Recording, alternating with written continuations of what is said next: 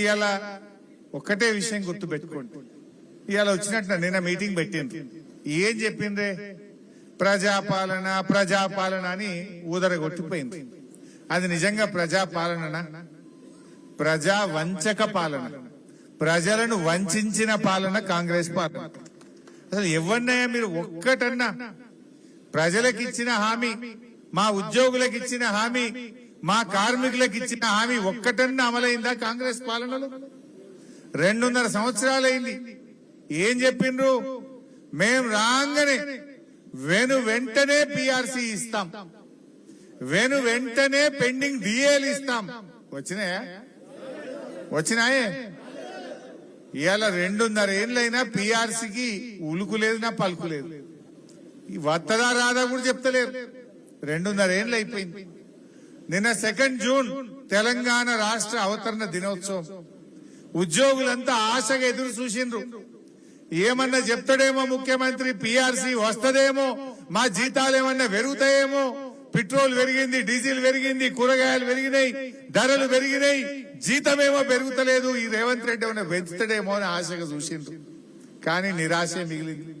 పుస్తకం కూడా పురాగా చదవలే, ఎండగొడుతుందని పుస్తకం బంద్ పెట్టి చదువుకోండి అన్నాడు. అయితే ఆ పిఆర్సీ గురించి ఉలుకు లేదు, పలుకు లేదు.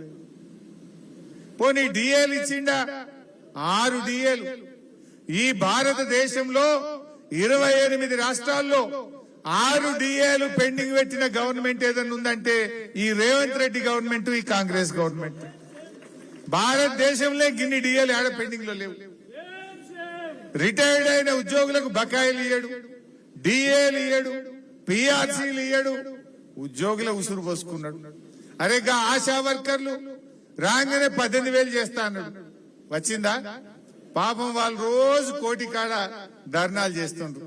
నిజంగా ఇది ప్రజాప్రభుత్వం అయితే 2.5 ఏళ్ళైంది కదా, మేనిఫెస్టోలో చెప్పినావు, ఎలక్షన్ల ముందు చెప్పి మరి ఆశాలకు 18,000 చేసినవా? అంగన్వాడీ టీచర్లకు ఇచ్చిన హామీ నిలబెట్టుకున్నావా?